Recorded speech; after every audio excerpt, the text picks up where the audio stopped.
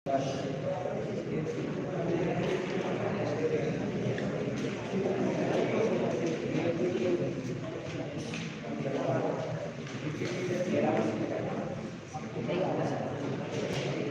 भैया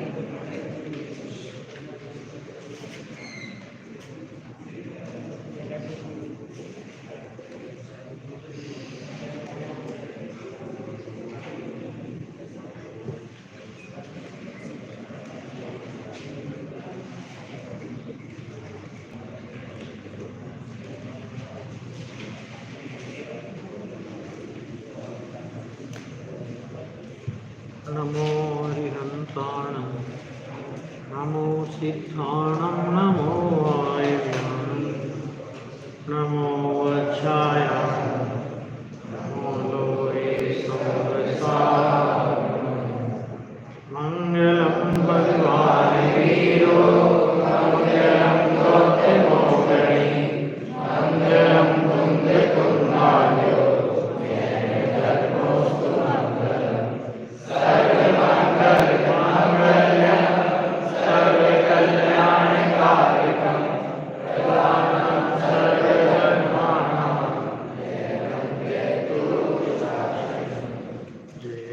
जयतु शासनं नमः समय साराय साहित्योद्याचकासे ईश्वराय भावाय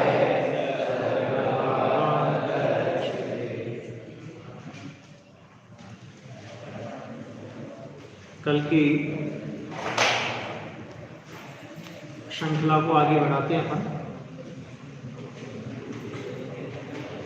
वर्तमान काल में समय सार युग प्रवर्तक ठीक है पूज्य गुरुदेव श्री कान्जी स्वामी के जीवन के विविध संस्मरणों को अपन यहाँ पर जानने का प्रयास कर रहे हैं। बातें क्यों कर रहे हैं? जानने का अपन लोग प्रयास कर रहे हैं। और कल हमारी चर्चा यहाँ तक आई थी कि गुरुदेव श्री दीक्षा लेकर के कड़क चारित्र का पालन करते थे और केवल ज्ञानी ने भाव देखे होंगे, उतने भाव होंगे, एक भी भाव कम नहीं होगा। ऐसी बात उनके साथ रहने वाले कहा करते थे और उसका गुरुदेव श्री ने जिस तरह प्रतिकार किया और बहुत मार्मिक प्रतिकार था। और ये बात गुरुदेव श्री के प्रवचनों में अंत तक इस बात का उल्लेख उन्होंने किया। मानस्तंभ प्रतिष्ठा जब सोनगढ़ में हुई थी तो उस मानस्तंभ प्रतिष्ठा के प्रवचन में भी गुरुदेव श्री ने ये बात कही कि सर्वज्ञ भगवान जिसके ज्ञान में बैठे उसके अनंत भाव नहीं हो सकते। क्यों नहीं हो सकते? क्योंकि सर्वज्ञ स्वभाव की दृष्टि के बिना सर्वज्ञ परमात्मा का निर्णय नहीं होता, केवल ज्ञान का निर्णय नहीं होता। और जिसको सर्वज्ञ स्वभाव दृष्टि में आ गया उसके अनंत भाव होने का कोई प्रश्न नहीं है। फिर कालांतर में माने उनके दिन ऐसे स्वाध्याय वगैरह में बीतने लगे और गुरुदेव ने ये तो नक्की कर ही लिया था कि सत्य की खोज तो मुझे ही करनी पड़ेगी, है ना। तो उनकी निरंतर स्वाध्याय उनका जीवन मंत्र बन गया। और जैसे जैसे वो स्वाध्याय करते वैसे वैसे उनकी शंकाएं और बढ़ती जाती और शंकाएं बढ़ते बढ़ते उनको लगा कि मार्ग कोई दूसरा होना चाहिए, ये मार्ग सत्य लगता नहीं है। और उस जमाने में गुजरात वो प्रदेश था, सौराष्ट्र काठियावाड़, जहां पर दिगंबर धर्म का नाम निशान भी नहीं था। एक आध जगह कोई मंदिर हो, बाकी उधर पूरा श्वेतांबर बाहुल्य एरिया था वो। इतने में जब ऐसा एक नियम है प्रकृति का कि जब हमारी चाह होती है तो वहां राह भी निकलती है। तो गुरुदेव श्री गांव-गांव में विहार करते, प्रवचनों के द्वारा उनकी ओजस्वी वाणी, उसके द्वारा वो धर्म प्रभावना, उनके हिसाब से जो उस समय माना हुआ धर्म था उसकी प्रभावना करते और लोगों के बीच इतने प्रिय हो गए थे गुरुदेव कि उनको लोग काठियावाड़ का कोहिनूर कहते थे। पूरा श्वेतांबर समाज मानो गुरुदेव के नाम से पागल था। गुरुदेव जो कह दे वो करने के लिए तैयार है ना। ऐसा गुरुदेव का अनुसरण करने वाला वो समाज। लेकिन गुरुदेव के अंतर्द्वंद की किसी को खबर नहीं कि गुरुदेव के अंदर में क्या चल रहा है। और ऐसे करते करते काल बीतता गया। विक्रम संवत 1978 आया और समझ लो कि पंचम काल के अंत तक ये धर्म टिकेगा। इस क्रम में ये भी एक प्रसंग बना। सामान्यतः तो अपन लोगों को यही पता है कि गुरुदेव श्री को विक्रम संवत 1978 में समय साल मिला। लेकिन देखो एक और भी बात जो गुरुदेव श्री के प्रवचनों में ही मैंने सुनी है। विक्रम संवत 1977 में भी गुरुदेव श्री को समय साल मिला था। उस समय गुरुदेव को विहार करना था तो अभी समय नहीं है, अभी समय नहीं है, ऐसा करके उन्होंने उसको वापस रख दिया। कालांतर में विक्रम संवत 1978 आया और दामनगर के एक दामोदर सेठ, गुरुदेव जिनके लिए कहते थे, उस जमाने में उसको 40,000 रुपए महीने की उपज थी। नहीं, साल की, महीने की नहीं, साल की उपज थी। काफी पैसे वाले गिने जाते थे और अभिमानी भी बहुत थे, है ना। गुरुदेव का सबसे ज्यादा विरोध संप्रदाय परिवर्तन के बाद अगर किसी ने किया होगा तो शायद इन्होंने किया होगा। उनको भी ये पता नहीं, उन्होंने तो समय साथ विक्रम संवत 1975 में श्रीमद राजचंद्र आश्रम से, श्रीमद राजचंद्र ने एक परम शुद्ध प्रभाव मंडल की स्थापना की थी और उसमें विक्रम संवत 1975 में एक समय सार ग्रंथ का उन्होंने वहां से प्रकाशन किया। लगभग बहुत सारे जगह को ग्रंथों का प्रकाशन हुआ है। समय सार ग्रंथ भी प्रकाशन हुआ था। वो ग्रंथ दामोदर सेठ ने ये समझ करके कि भाई ये कोई पुस्तक है धर्म की और अपने को तो कोई ज्यादा समझ में आएगी नहीं, तो गुरुदेव श्री को ये ग्रंथ उन्होंने अर्पण कर दिया। तो साहब ये आपके काम की कोई चीज है, आप इसे देखो। और योग्यता की बात है कि सन 77 में, विक्रम संवत 77 में मिला और गुरुदेव ने उसे रख दिया और वही ग्रंथ विक्रम संवत 78 में गुरुदेव श्री को मिला और गुरुदेव श्री ने उस ग्रंथ के पन्ने पलटे। 2-4 पन्ने पलटे होंगे, 2-5 पन्ने पलटे होंगे, थोड़ा बहुत गाथाएं पड़ी होंगी, है ना। और उतने में गुरुदेव ने निर्णय निकाल करके सेठ को दे दिया। सेठ से बोले, सेठ यह अशरीरी होने का शास्त्र है। काय का शास्त्र है? अशरीरी माने सिद्ध दशा को प्राप्त करना हो तो उसका ये शास्त्र है।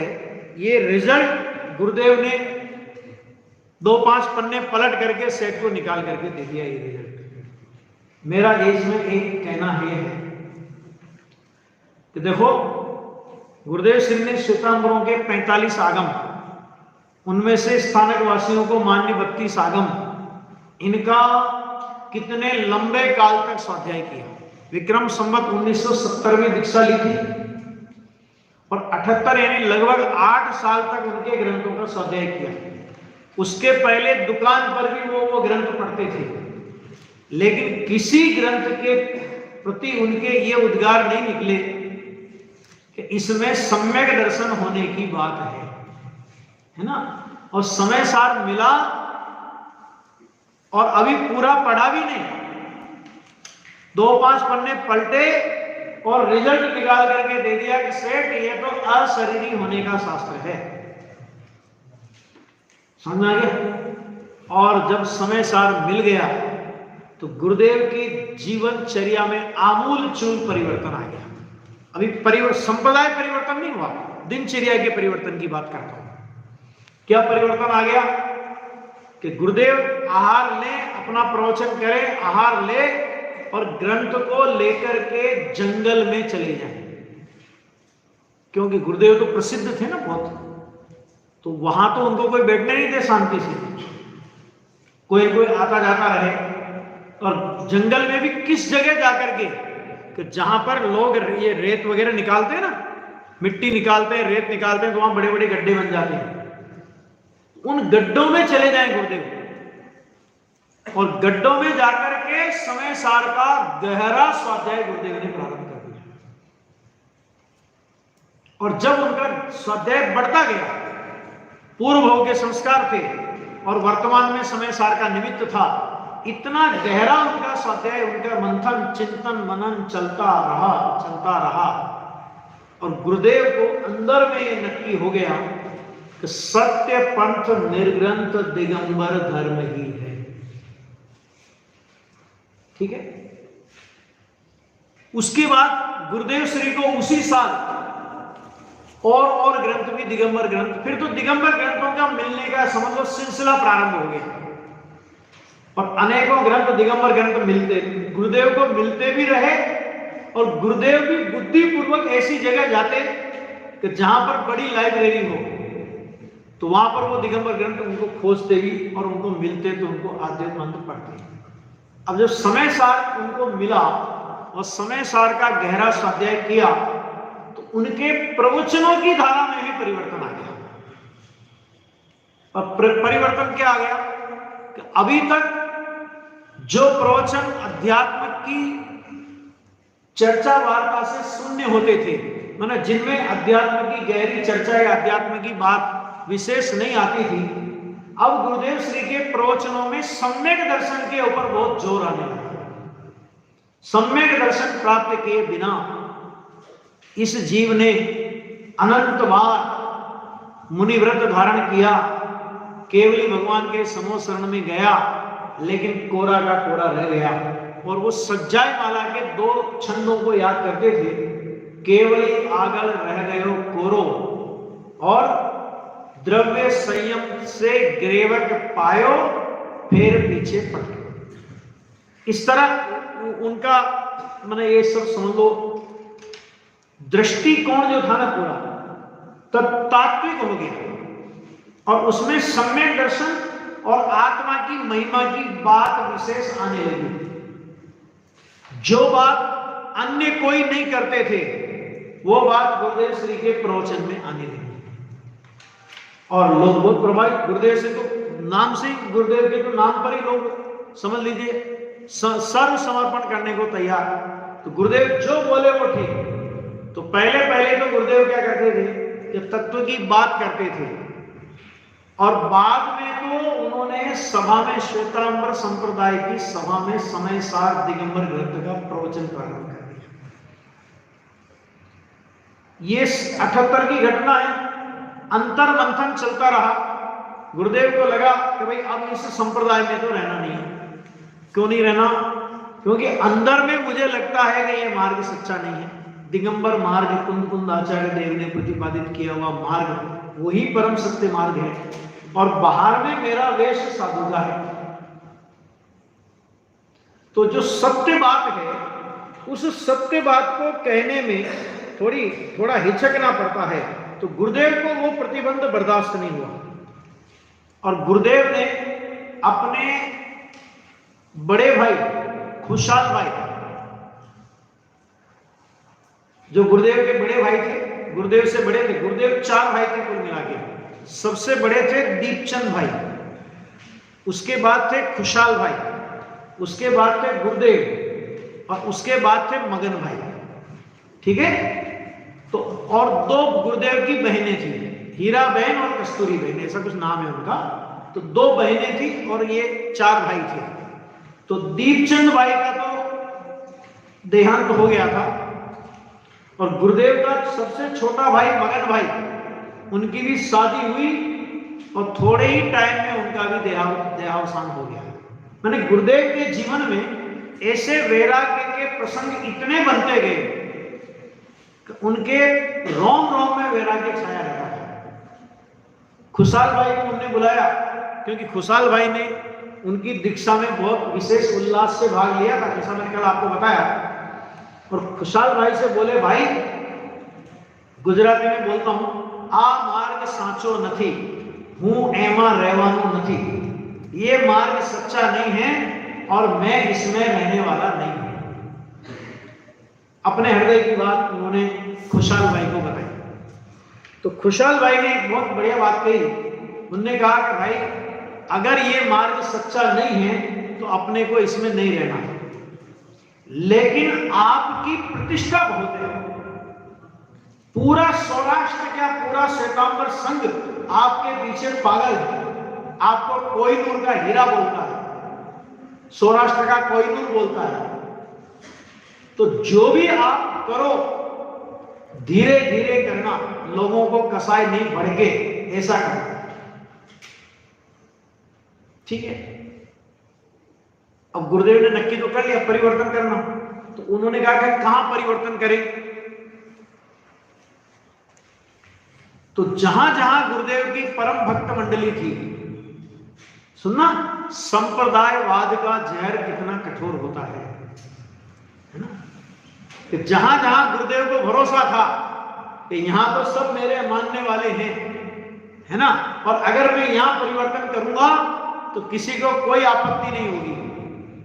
वो राजकोट, जिसको गढ़ मानते थे, राजकोट गए, अरे और तो और अपने जन्म धाम उमराला भी गुरुदेव परिवर्तन के लिए गए थे। लेकिन जैसे ही लोगों को पता पड़ा तो लोग गुरुदेव के पास पहुंच गए। संप्रदाय परिवर्तन की बात चली ना, तो उनको तो लगा हमारा तो आधार ही चला जाएगा। हाँ? ये तो राहुल गांधी कांग्रेस छोड़ दे ऐसी बात है, समझ में आ गया कि नहीं आ गया? क्योंकि ये तो हमारा तो सब कुछ चला जाएगा। तो लोग आए, बड़े संभ्रांत लोग उनको समझाने के लिए आए। पहले तो समझाया, तो महाराज क्या तकलीफ है, आप क्यों छोड़ना चाहते हो? तो गुरुदेव ने बताया भाई मार्ग नहीं, मार्ग ये सच्चा है। समय साहब की उनने चर्चा की उनके सामने, तो उनने कहा कि साहब हम आपसे मना कब कर रहे हैं कि आप समय सार मत पढ़ो, आप हमारी सभाओं में समय सार पढ़ो, हम भी आपके मुख से समय सार सुनेंगे। हम केवल इतना चाहते हैं कि जो 4 इंच की मुंह पत्ती आपके लगी हुई है, जो हमारे संप्रदाय का चिन्ह है, आप इसे मत छोड़ो। आपको जो ग्रंथ पढ़ना हो आप पढ़ो, हमें कोई आपत्ति नहीं। तो गुरुदेव ने कहा कि भाई अंदर में कुछ और बाहर में कुछ, ये मायाचारी मुझसे नहीं है। लोग भी समझा समझा के थक गए। तो होता है, पहले समझाते हैं फिर क्या कराते हैं, अगला स्टेप क्या होता है, पहले मम्मी समझाती है, बाद में डराती है और पीछे धमकाती है। 3 ही काम होते हैं ना, समझाना, डराना और धमकाना। तो फिर लोगों ने जब समझाया और गुरुदेव पर कोई उसका असर नहीं हुआ, गुरुदेव टस से मस नहीं हुए, अपने निर्णय में अडिग रहे, तो फिर लोगों ने डराना चालू किया। महाराज आप देख रहे हो, आज आपके नाम मात्र से हजारों लोगों की भीड़ जमा होती है, और आप संप्रदाय परिवर्तन करके चले जाओगे तो आप इतने वर्षों तक हमारे साधु रहे हो, तो ऐसा मत समझोगे वे लोग आपको सहज स्वीकार कर लेंगे। ये जो लाखों की हजारों की भीड़ आपके पीछे चलती है और आपके इशारे पर कुछ भी करने को तैयार रहती है, कोई आपके पास नहीं आएगा। फिर भी गुरुदेव टस से मस नहीं हो। तो फिर थोड़ा लोगों को आक्रोश आया, तो महाराज संप्रदाय परिवर्तन तो कर लोगे, लेकिन जब देह ही नहीं रहेगी तो करोगे क्या? क्यों? क्योंकि रोटियां तो मिलने की नहीं। जब आप परिवर्तन कर लोगे तो रोटियां क्यों देंगे हम आपको? तो खुशहाल भाई ने उनको कहा कि सेठ लोगों, तुमको ये बात बहुत अच्छी तरह से पता है कि रोटियों की कमी हमारे घर में नहीं है, और रोटियां नहीं मिलती थी इसलिए इन्होंने घर छोड़ा है, ऐसा भी नहीं है। इसलिए रोटियों की धमकी तो तुम देना मत। कोई कुछ नहीं करेगा तो भी मैं आजीवन इनके आहार पानी की पूरी व्यवस्था की जिम्मेदारी लेता हूं। इनको जो करना है वो करे, मैं पूरी जिम्मेदारी लेता हूं, तुम डराओ मत रोटियों के नाम पर। गुरुदेव श्री ने भी कहा कि भाई, शरीर को टिकना होगा तो रोटियां भी मिलेगी, और नहीं टिकना होगा तो नहीं मिलेगी। इसलिए बाबूजी ने कहा, धर्म देह की ममता तक को छोड़ चला रहे हैं, लो रोको तूफान चलाने, है ना।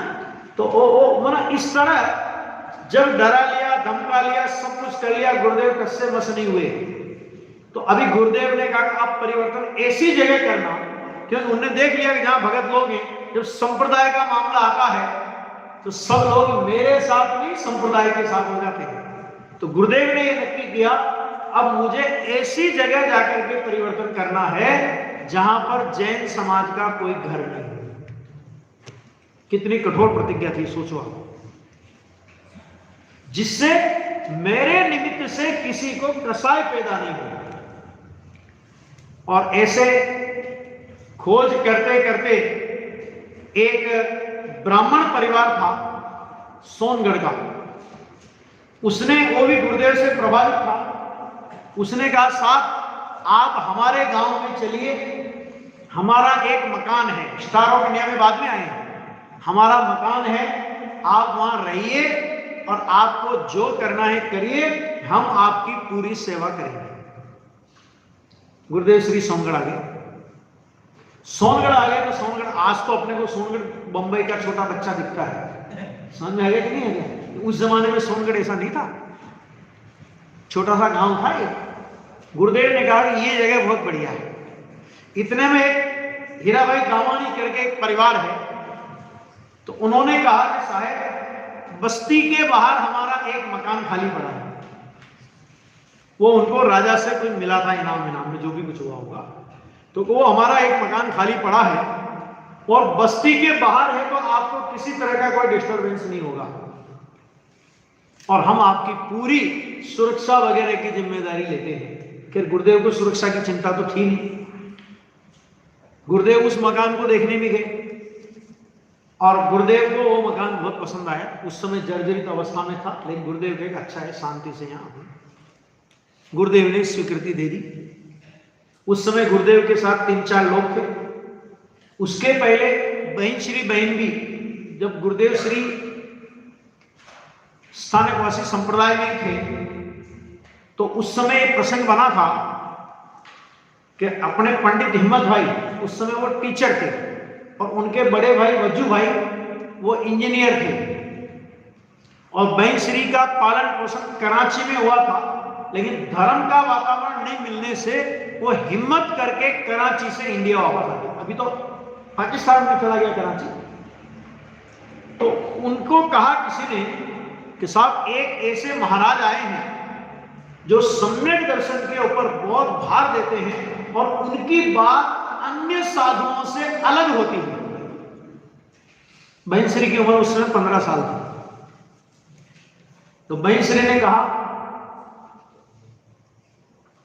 तो हमको भी वहां दर्शन करने जाना है। अब दर्शन करने गई बहन श्री, 15 वर्ष की उम्र में दर्शन करने गई हिम्मत भाई वगैरह के साथ, और गुरुदेव श्री का प्रवचन सुना। सम्यक दर्शन, आत्म स्वभाव की महिमा, आत्मा की उपलब्धि की पात्रता वगैरह वगैरह, अलग, बिल्कुल अलग प्रकार का प्रवचन लगा उनको। सुना और उन्होंने वहां पर क्या संकल्प किया कि मुझे इस भव में सम्यक तत्व लेना ही है। और हिम्मत भाई से बोला हमको सम्यक तत्व लेना ही। तो हिम्मत भाई ने ये समझ करके कभी 15 साल की बच्ची है, समकिन माने कोई खिलौना समझती होगी, लेकिन भाई उन्होंने तो जो गुरुदेव ने सुना गुरुदेव से, और बार बार फिर उनका प्रवचन वगैरह में जाना आना होता रहा, और इतने गहरे उनके संस्कार पड़े कि वो कोई भी कार्य करे तो उसमें भेद ज्ञान मूलक विचार उनके हों।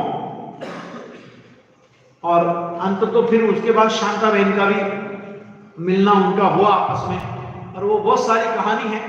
तो वो बहनें वगैरह भी, तो गुरुदेव ने सबको मना कर दिया, हम जब परिवर्तन करें हमारे साथ में कोई बहनों को आना नहीं। शांता बहन थी, बहन श्री थी, और भी थी।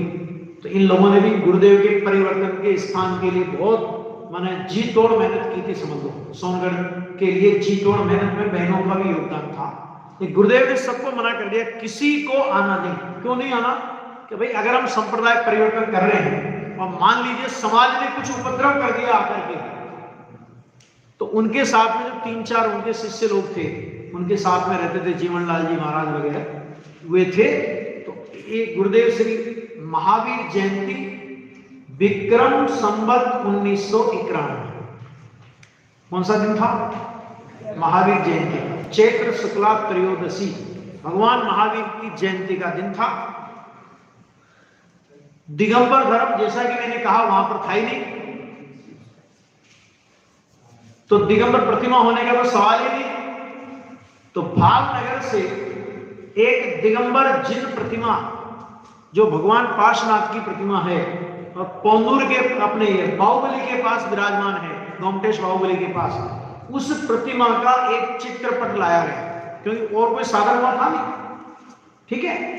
और गुरुदेव श्री पाठ पर विराजमान हो गए, और दिन के ठीक 1:15 गुरुदेव श्री ने अपना मुंह पत्ती उतार करके उस पाठ पर भगवान का फोटो जिस पर विराजमान था वहां पर धर दी, और उन्होंने अपना एक वक्तव्य भी उस समय लिखा था। और गुरुदेव ने घोषित किया, आज से मैं श्वेतांबर साधु नहीं, दिगंबर अव्रती श्रावक हूं। अब ये एक प्रसंग सोचना जरा, आज हम लोग क्या करते हैं, भीड़ तंत्र के लिए हम लोग कुछ भी करने को तैयार हो जाते हैं, है ना। समन्वय करने की बात हम करते हैं, समझौता करने की बात हम करते हैं। गुरुदेव ने सत्य के साथ कभी समझौता नहीं किया। भीड़ आती है तो आए, नहीं आती है तो नहीं आए। हजारों लोगों की सभा में गरजने वाला वो सिंह सत्य के लिए सोनगढ़ के छोटे से मकान में आकर के विराजमान हो गया, और उस मकान का नाम, ऐसा नहीं गुरुदेव ने परिवर्तन किया इसलिए उसका नाम स्टार ऑफ इंडिया रख दिया, उस मकान का नाम शुरू से स्टार ऑफ इंडिया था। ठीक हो गया। तो गुरुदेव अपना रहने लगे, और स्वाध्याय के अलावा गुरुदेव के पास तो और कोई काम था, और लोग आना बंद हो ही गए थे, ज्यादा कोई आते नहीं थे। तो गुरुदेव की निरंतर स्वाध्याय चलता था। अब इतने में क्या हुआ कि थोड़ा दिन भाई गुरुदेव का प्रभाव तो समाज में था ही, भले उन्होंने परिवर्तन कर लिया, लेकिन उनको मना ये सोचने लगे लोग कि भाई कांजी स्वामी ने परिवर्तन किया है तो कोई न कोई बात तो है, बिना सोचे समझे तो उन्होंने किया नहीं होगा। तो अब कुछ लोगों की अंदर में भक्ति भावना वापस जागृत हुई, तो लोग देखने आने लगे, देखें सोनगढ़ में क्या चल रहा है। गुरुदेव का पुण्य प्रताप इतना जोरदार था कि संप्रदाय परिवर्तन के नाम पर तो भली खलबली मची, अखबारों में उल्टे सुल्टे लेख छपे, लेकिन जिस दिन गुरुदेव ने परिवर्तन किया किसी प्रकार का कोई हो हल्ला नहीं। अब थोड़े दिन बाद लोग देखने आने लगे। अब गुरुदेव सबको पहचानते, सब गुरुदेव को पहचानते, तो गुरुदेव को मतलब ऐसे लोग भी संप्रदाय परिवर्तन के नाम पर जिनने गुरुदेव का विरोध किया वे लोग भी आते थे। तो गुरुदेव उनसे उस संबंधी कोई बात नहीं। देखो भाई, समय सार में आत्मा का ऐसा स्वरूप लिखा है, स्वाध्याय की बात, चर्चा की, तत्व चर्चा के अलावा कोई बात ही नहीं करे, तो उसका लोगों पर बहुत प्रभाव पड़ने लगा। उसके पहले रामजी भाई वगैरह, अपने जो एडवोकेट थे रामजी भाई दोषी, माणिकचंद, रामजी भाई माणिकचंद दोषी बापूजी जिनको बोलते हैं, मोक्ष शास्त्र की जिनने टीका लिखी, और उस जमाने में वकील थे वे। कैसे वकील थे कि अगर 2 घंटे कोर्ट में जाए, 3 घंटे कोर्ट में जाए, तो 1 दिन की उनकी फीस होती थी 200 रुपए। उस जमाने के 200 रुपए की बात कर रहा हूं, आज की नहीं, ठीक है।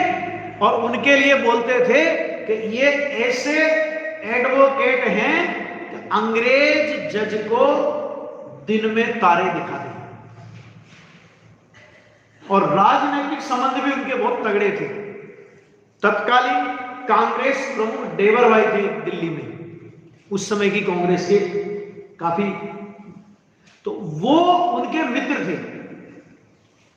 और उनने रामजी भाई को बहुत बड़ा ओहदा देने का भी नक्की किया था कि हम आपको राजनीति में बहुत वो देंगे कि भाई साहब हमको कुछ नहीं करना, हमको तो सोनगढ़ में रहना है। ऐसे रामजी भाई को भी लोगों ने समझाने के लिए भेजा कि तुम गुरुदेव को समझाओ। और लोगों को भरोसा तो होता ही है ना, इतना बड़ा वकील है तो समझा ही देगा। लेकिन ऐसे लोग भी जब गुरुदेव को समझाने के लिए आए, तो गुरुदेव की प्रबल युक्तियां, तर्क और न्यायपूर्ण बात सुनकर गुरुदेव के ही होकर के रह गए। पर आजीवन सोनगढ़ में उन्होंने अपना डेरा बना लिया। आजीवन, अंतिम जीवन के अंतिम क्षण तक वो सोनगढ़ में रहे। लोगों ने फिर भेजना बंद कर दिया, खतरा मोल नहीं लेना, जिनको भेजेंगे वही चले जाएंगे वहां, वही हाँ आएंगे नहीं वापस। रामजी भाई जैसा आदमी खो जाए तो गजब हो गया ना। तो अभी क्या हुआ कि अब कुछ लोग आने लगे, कुछ लोग आते थे भक्तिवश, कुछ लोग आते थे कौतूहलवश, और कुछ लोग आते थे सीआईडी करने। गुरुदेव जी क्या कर रहा है, कैसा चल रहा है, कितने लोग आ रहे हैं, क्या कर रहे हैं, गुरुदेव को कैसा लग रहा है, सुहारा है कि नहीं सुहारा है। इतने लोगों में बैठते थे, अभी अकेले बैठे थे, कैसा लग रहा है। गुरुदेव को कोई फर्क ही नहीं, जो आवे उससे तत्व की बात के अलावा कोई बात ही नहीं। तो इसका बहुत बड़ा प्रभाव पड़ा। और धीरे धीरे जो थोड़े थोड़े लोग छुटके लोग आने लगे, लेकिन बड़ा परिवर्तन नहीं हुआ अभी। उसी समय गुरुदेव ने महावीर जयंती के दिन परिवर्तन किया है। और इन सितंबरों में जो 10 इनके पर्यूषण आते हैं ना, अपने पर्यूषण के 8 दिन पहले इनके पर्यूषण आते हैं, ठीक है। अपने शुरू होते हैं, इनके पूरे होते हैं। तो उस समय बोटाद के एक रायचंद भाई करके एक बहुत बड़े ग्रस्त व्यक्ति थे, रायचंद गांधी। तो रायचंद गांधी समाज की और उनके संघ की अवगणना करके पहली बार उसी 10 पर्यूषण में, उनके पर्यूषण में 50 व्यक्तियों को लेकर के गुरुदेव श्री के प्रवचन का लाभ लेने के लिए आए। और लोग तो इंतजार ही कर रहे थे कि कोई बड़ा चला जाए तो हम तो चले जाए, समझ आ गया। तो रायचंद भाई गांधी बहुत बड़ा नाम था उस जमाने में, और श्वेतांबर संप्रदाय के बहुत बड़े।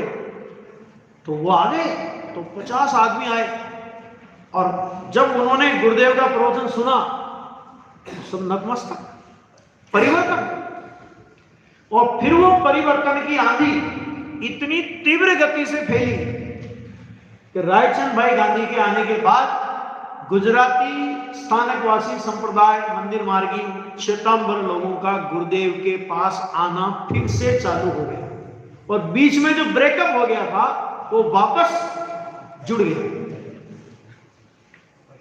और अगला जो पर्यूषण आया, सुनना ध्यान से, कि अगला जो पर्यूषण आया, अब गुरुदेव का प्रवचन कहां कराएं, इतने लोग आ गए।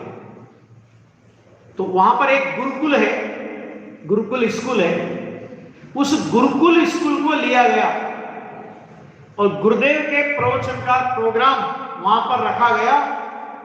और बहुत सक्सेसफुल कार्यक्रम रहा। जब गुरुदेव का प्रभाव बढ़ने लगा और लोगों की झुंड के झुंड आने लगे, गुरुदेव के दर्शन करने, गुरुदेव के प्रवचन सुनने, वो तो गुरुदेव को भगवान तुल्य मानते थे ना, आने लगे। तब रामजी भाई वगैरह ने विचार किया अब ऐसे काम नहीं चलेगा, तो भी क्या करना, अब अपने को गुरुदेव के रहने के लिए और गुरुदेव प्रवचन कर सकें ऐसी कोई जगह अपने को बनानी चाहिए।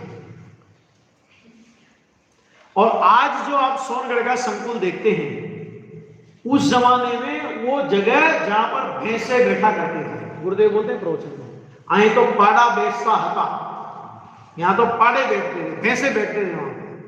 तो उस जगह को, पूरा उतनी जगह को उन्होंने खरीदा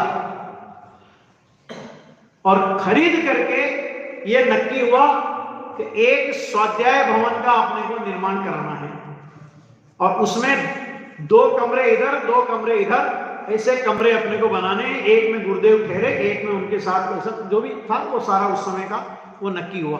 गुरुदेव के पास गए कि साहेब, हम आपके प्रवचन के लिए, आपके आवास के लिए हमने जमीन खरीदी है और हम ऐसा एक बनाना चाहते हैं, आपकी अनुमति चाहिए। गुरुदेव ने कहा भाई, मेरे लिए अगर तुम बना रहे हो तो मेरे भरोसे मत बनाना। क्यों मत बनाना? कि मेरा कोई भरोसा नहीं है, मेरी वितरागता बढ़ जाए तो मैं जंगल में ही चला जाऊं। तुमने मेरे लिए बनाया है, इसलिए मुझे इसमें रहना ही पड़ेगा, तो मैं तुम्हारे प्रतिबंध में नहीं। रामजी भाई जैसों को कह दिया है ना। आज दुनिया पागल है, हमारे नाम पे कुछ भी बनाओ तो, है ना। और गुरुदेव के नाम पर, गुरुदेव के लिए बना रहे थे, गुरुदेव ने कह दिया मेरे लिए बना रहे हो तो मत बना, मेरे भरोसे मत बना। तब रामजी भाई तो वकील थे, उन्होंने कहा साहब, आप तो, आपको रहना नहीं रहना वो बाद में सोचेंगे, आप केवल उद्घाटन के दिन एक बार इसमें अपने चरण धर देना, बस आप पधार करना बस। और भाई वो स्वाध्याय भवन बनकर के तैयार हो गया। गुरुदेव श्री स्टार ऑफ इंडिया में कितने दिन रहे? 3 वर्ष 3 महीने और 15 दिन वो उस स्टार ऑफ इंडिया में रहे। अब जिस दिन स्वाध्याय मंदिर का उद्घाटन होना है तो सारा संघ, जितने वहां पर मुमुक्षु भाई बहन थे और भी आए थे बाहर के लोग, सब गाजे बाजे के साथ गुरुदेव श्री को लेने के लिए स्टार ऑफ इंडिया पहुंचे। आप दृश्य देखो कैसे कैसे प्रसंगों से ये निकल करके तत्व आया है। और उधर जिस समय स्वाध्याय मंदिर का उद्घाटन होना था, उसी समय वहां पर एक वेदी बनाई गई थी, गोखला जिसको बोलते हैं गुजराती में। उसमें समय सार परमागम की स्थापना होनी है, और समय सार परमागम की स्थापना होनी है बहन श्री के हाथ से। गुरुदेव के श्री के हाथ से स्वाध्याय मंदिर का उद्घाटन, बहन श्री के हाथ से समय सार की स्थापना, और उसी समय वहां पर ब्रह्मचारी शीतल प्रसाद जी पहुंचे हुए थे। अपने हिंदी प्रांत से बहुत वही थे, तो वो पहुंचे हुए थे। तो इन लोगों को, मैंने ज्यादा विधि विधान तो किसी को आता नहीं था, तो ब्रह्मचारी शीतल प्रसाद जी से अनुरोध किया गया, और ब्रह्मचारी शीतल प्रसाद जी ने विधि पूर्वक गाजते बाजते समय सार लेकर के आए, गाजते बाजते गुरुदेव को लेकर के आए, और ब्रह्मचारी शीतल प्रसाद जी ने तो समय सार की विधि पूर्वक वहां पर मंदिर में, स्वाध्याय मंदिर में स्थापना की। और गुरुदेव श्री का प्रवचन, पहला प्रवचन स्वाध्याय भवन में हुआ, और पहले ही प्रवचन में गुरुदेव श्री ने भगवान कुंद आचार्य देव का समय सार का और भगवान कुंद आचार्य देव की विदेह क्षेत्र में गमन की घटना का जिस दृढ़ता के साथ में उल्लेख किया वो अवर्णनीय है। अब स्वाध्याय भवन बन गया, गुरुदेव वहां रहने लगे, तो अब जिनका वो मकान था, सुनना ध्यान से, देखो भक्तों के भाव कैसे होते हैं, तो वो रोने लगे कि साहेब अब तो आप यहां से चले जाओगे, अब तो ये मकान सूना हो जाएगा, जिसमें आपने परिवर्तन किया वो मकान अब सूना हो जाएगा। तो गुरुदेव श्री ने उनको को आश्वासन दिया कि महावीर जयंती का परिवर्तन दिन हर वर्ष इसी मकान में मनाया जाएगा। और तब से लेकर आज तक जो संप्रदाय परिवर्तन का दिन मनाया जाता है और भगवान महावीर का जन्म कल्याणक महोत्सव मनाया जाता है, वो दोनों कार्यक्रम का मूल केंद्र बिंदु वो स्टार ऑफ इंडिया होता है, वहीं से मनाया जाता है। प्रभाव गुरुदेव का बढ़ता गया, लोग आते गए, है ना। धीरे धीरे होता है ना, जैसे खरबूजे को देख के तरबूजा, तरबूजे को देख कहावत बोलते ही नहीं बोलते, है ना। तो जब अच्छा वो भी गया था, अच्छा तो फिर मैं भी चलता हूँ, अच्छा वो भी जाएगा, अच्छा मैं भी चलता हूँ। ऐसे करते करते लोगों का प्रभाव बढ़ता गया। सुना ध्यान से, अभी जिन मंदिर नहीं, अभी सुनना बहुत गजब का प्रसंग नहीं है। तो अभी जिन मंदिर नहीं, पाली ताला की गुरुदेव ने यात्रा करी, है ना। और विक्रम संवत 1996 में अंदर में उनको खटकता था कि भाई भगवान के दर्शन नहीं, तो क्या करेंगे। तो अभी विक्रम संवत 1996 में गिरनार की तीर्थ क्षेत्र सहित यात्रा की। राजकोट गुरुदेव पधारे थे और राजकोट से पूरा यात्रा संघ लेकर के गुरुदेव श्री गिरनार पर्वत पर यात्रा करने के लिए पधारे। बहुत लोग थे, बहन श्री बहन भी साथ में थे। तो वहां पर गिरनार में नेमिनाथ भगवान के दर्शन करके बहन श्री बहन को बहुत खेद हुआ। खेद दर्शन का नहीं, खेद इस बात का कि अरे भगवान का तो विरह हुआ, लेकिन हमारे सोनगढ़ में तो भगवान की प्रतिमा के दर्शन भी हमको दुर्लभ है ना। ये सोनगढ़ में भी एक जिन मंदिर बने तो बहुत अच्छा हो। और उनकी भावना गुरुदेव तक भी पहुंच गई।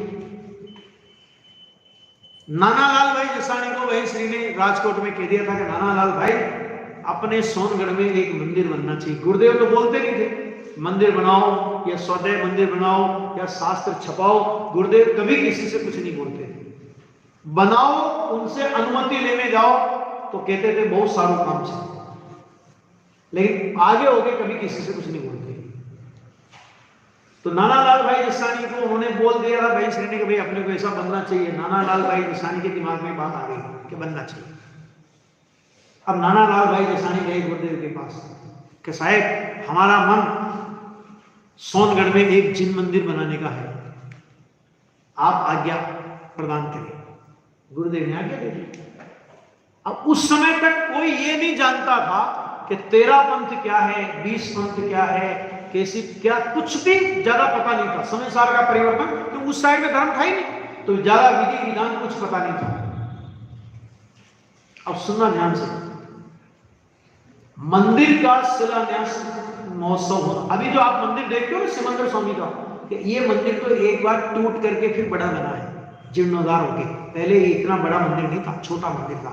अब उसकी नकल देखनी हो, जो मंदिर सोनगढ़ में था हूबहू वो मंदिर अभी बीछिया में बना हुआ है, वैसा का वैसे। सोनगढ़ के बाद बीछिया में बना था, नाम है बीछिया। तो अब क्या हुआ, एक मतलब दक्षिण के एक पंडित जी थे राम प्रसाद, विधि विधान, क्योंकि अब नाथुलाल जी वगैरह ये तो उस समय परिचय में आए नहीं थे, तो उस समय उन पंडित जी को बुलाया, जो उनको जो ख्याल में आ गया, जो जिसने बता दिया, उनको बुलाया, विधि विधान करने के लिए बुलाया। तो साहब इसको शिलान्यास कराओ। तो शिलान्यास हुआ। शिलान्यास करके वापस उस मिट्टी को भरने लगे। तो उन्होंने, अब ये कितना सच्चाई है या नहीं है ये मैं नहीं कहता, लेकिन उन पंडित जी ने ये बात कही कि देखो भाई, हमने गड्ढा खोदा, शिलान्यास के लिए गड्ढा खोदा, शिलान्यास विधि की और वापस इसको हम भर रहे हैं, और भरने के बाद ये मिट्टी बच गई है। इसका मतलब यह है कि यहां से भविष्य में जैन दर्शन की विशेष प्रभावना होगी। अब पंडित जी ने क्या कहा, क्या सत्य क्या झूठ, ये अपन नहीं कह सकते, लेकिन मतलब प्रतिष्ठा पाठ में ऐसा लिखा है कि नहीं लिखा ये अपने को पता नहीं है, लेकिन इतनी बात सही है कि उन्होंने ये कहा था कि प्रभावना होगी, विशेष प्रभावना होगी। ये बात तो अपने को सत्य साबित हुई। अब क्या हुआ कि शिलान्यास हो गया, अब मंदिर का काम चालू, अब मंदिर का काम चालू हो गया तो अभी प्रतिमा लाना है। अब प्रतिमा लाना है तो क्या करें? प्रतिमा के लिए तो एक ही जगह है जयपुर, वहां के अलावा कहीं प्रतिमा बनती नहीं है ना। अब उस जमाने में ऐसा साधन नहीं था कि अपन बैठे एक ट्रेन से जयपुर उतर गए, बदल बदल के जाना पड़ता। तो गुरुदेव ने दोनों बहनों को, नाना लाल भाई जसानी को, इनको आज्ञा की कि आप जाओ और जयपुर जाकर के प्रतिमा की व्यवस्था करो। ठीक है, अब प्रतिमा की व्यवस्था के लिए गए, ये सब लोग गए, जयपुर पहुंच गए।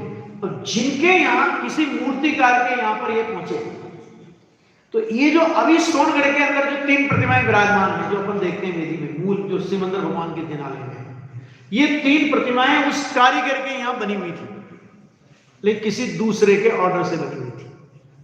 इनने तो ऑर्डर दिया नहीं था, किसी दूसरे ने ऑर्डर दिया था, उस वजह से वो बनी हुई थी। तो हुआ क्या कि बहन श्री को तो जज नहीं करती, प्रतिमा तो हमको यही लेगी। क्यों? तो बहन श्री बोले कि हम ऑर्डर दें, फिर कब प्रतिमा बनेगी, हमें तो झट भगवान चाहिए। तो मूर्ति वाला नहीं माना कि नहीं साहब, ये तो ऑर्डर से बनी हुई है कि तुमको जो करना हो करो, तुमको जो लेना हो लो, लेकिन प्रतिमा तो हमें यही चाहिए। खैर, जैसे तैसे रुपए पैसे में बड़ी ताकत होती है, तो कुछ भी दिया होगा क्या भाई, तू लाख का 1.25 लाख लेगा, ले भैया, और क्या है, यही तो होता है, और क्या होता है। तो वो प्रतिमा, खैर जैसे भी हो, उनको प्रतिमा मिल गई। अब बहन श्री बहन बोलेगे प्रतिमा हम अपने साथ लेकर के जाएंगे। और साथ लेकर के जाएंगे तो ऐसा तो है नहीं 3 जगह गाड़ी बदलनी पड़े, 2 जगह गाड़ी बदलनी पड़े। अजमेर से अनुमति ली गई और प्रतिमा को बॉक्स बना करके गाड़ी में रखा गया। और प्रतिमा लेकर के बहन श्री और शांता बहन और नाना लाल भाई जसानी, उस जमाने का करोड़पति परिवार, नाना लाल भाई जसानी के लिए गुरुदेव बोलते थे उस जमाने का करोड़पति परिवार था वो, ये सब प्रतिमा लेकर के आ रहे हैं। आज की तरह मोबाइल नहीं था, आज की तरह इंटरनेट नहीं था, इंटरनेट की कल्पना भी नहीं थी उस समय। अब मोबाइल नहीं था और फोन भी लगाओ ना तो ट्रेन कॉल बुक कराना पड़ता था, और बहुत मुश्किल से नंबर आता था, जिसका नंबर आता वो लगता लॉटरी खुल गई है, ऐसी व्यवस्था। लेकिन वो लेकर के आ रहे हैं। और इधर गुरुदेव को रात्रि में एक स्वप्न आया। अभी गुरुदेव को तो ये भी पता नहीं ना कि प्रतिमा लेकर के आ रहे हैं, प्रतिमा का ऑर्डर दे के आ रहे हैं, क्या हुआ कुछ भी पता नहीं। गुरुदेव को एक स्वप्न आया, उन्होंने एक रेलगाड़ी देखी स्वप्न में, और रेलगाड़ी में 3 लाइटें जलती हुई देखी। कितनी लाइटें आगे? 3 लाइटें जलती है। तो गुरुदेव श्री ने उठ करके सुबह उठे और जैसे स्वाध्याय वगैरह हुआ, गुरुदेव श्री ने बोला, મને એમ લાગે છે બહેનો 3 प्रतिमाओं લઈને આવે છે, 3 प्रतिमाएं लेकर के ये लोग आते हैं, ऐसा मुझे लगता है। और पूरे जब गाड़ी का टाइम, ये तो पता ही था कि जयपुर की गाड़ी मतलब जयपुर से आएगी तो कैसे आएगी, तो गुरुदेव सारे समाज को प्रतिमाओं की अगवानी के लिए गुरुदेव ने स्टेशन पर भेज दिया। ठीक है, प्रतिमा लेकर के आगे 3 प्रतिमा, जैसे बक्स, अब प्रतिमाओं को रखना कहां, मंदिर तो बना नहीं था, मंदिर तो बनना था। तो गुरुदेव जिस कमरे में गुरुदेव का निवास था, उसके सामने एक कमरा और बना हुआ है, आपने देखा होगा, ठीक है, जो गए होंगे उन्होंने देखा होगा। तो उस कमरे में उन प्रतिमाओं को रखा गया। ठीक है, पेटी खोल दी और प्रतिमाओं को वहां पर रख दिया। अभी तो प्रतिष्ठेय प्रतिमा है, प्रतिष्ठित नहीं हुई है। अब गुरुदेव को एक ही काम हो गया। क्या काम? कि प्रवचन करके आवे, प्रतिमाओं के सामने बैठ जाए, आहार करके आवे, प्रतिमाओं के सामने बैठ जाए, और एक टक नजर से भगवान को निहारते रहे। भावी भगवान है ना, प्रतिमा प्रतिष्ठित होने वाली है। इतनी अंदर में उनको प्रमोद, इतना अंदर में उनको उमंग, इतनी अंदर में उनको भक्ति। और छोटा सा गांव है, तो गुरुदेव किसको नहीं जाने और गुरुदेव को कौन नहीं जाने। तो अपने मुमुक्षु तो ठीक, लेकिन गांव का कोई रेवारी निकले, गांव का कोई किसान निकले, गांव का कोई आदमी निकले, तो गुरुदेव की नजर पड़ जाए तो बोला, ए भाई यहाँ आओ, यहाँ आओ, तुमने हमारे भगवान देखे हैं? नहीं साहेब, हाथ जोड़ के बोले, नहीं साहेब, आओ तुम्हें भगवान दिखाऊं। और गांव के एक एक आदमी को जो उधर से निकलता, गुरुदेव के उस स्वाध्याय मंदिर वाले प्रांगण में से निकलता, एक एक आदमी को ले जा करके गुरुदेव श्री भगवान प्रतिमाओं के दर्शन कराते। इतनी गुरुदेव के अंदर में भक्ति है। अभी प्रतिष्ठित प्रतिमा नहीं हुई है, लेकिन अंदर से भक्ति का प्रवाह, ये भगवान हमारे जिन मंदिर में विराजे हैं। इन भगवान के विराजने से, प्रतिष्ठा विधि पूर्वक इन भगवान के विराजने से हमें प्रतिदिन जिनेंद्र परमात्मा के दर्शनों का सौभाग्य मिलेगा। अंदर में इतना उछलता हुआ भक्ति भाव। और वो दिन भी आ गया जब उस जिन मंदिर का पंच कल्याण प्रतिष्ठा महोत्सव बहुत धूमधाम के साथ संपन्न हुआ। प्रतिष्ठा महोत्सव हो गया। अब भगवान को मंदिर में प्रवेश करा रहे हैं। भगवान की प्रतिमाएं गुरुदेव के हाथ से वेदी पर स्थापित होनी है। तो वहां पर खड़े हुए लोग बोले, गुरुदेव श्री भगवान की अगवानी के लिए मंदिर में खड़े हैं, भगवान प्रतिष्ठा मंडप से आ रहे हैं और गुरुदेव अगवानी के लिए मंदिर में खड़े हैं। गुरुदेव ने गुरुदेव से कहा, गुरुदेव भगवान पधारते हैं, भगवान को आवकार, आवकार माने अपन बोलते हैं पधारो पधारो पधारो, आवकार दो। गुरुदेव को अंदर में इतनी भक्ति, इतनी भक्ति, इतनी भक्ति, उनकी आंखों में से भक्ति के आंसू झरने लगे और दंडवत गुरुदेव भगवान के सामने लेट गए, दंडवत प्रणाम किया और 2-3 मिनट तक ऐसी की ऐसी दशा में गुरुदेव रहे।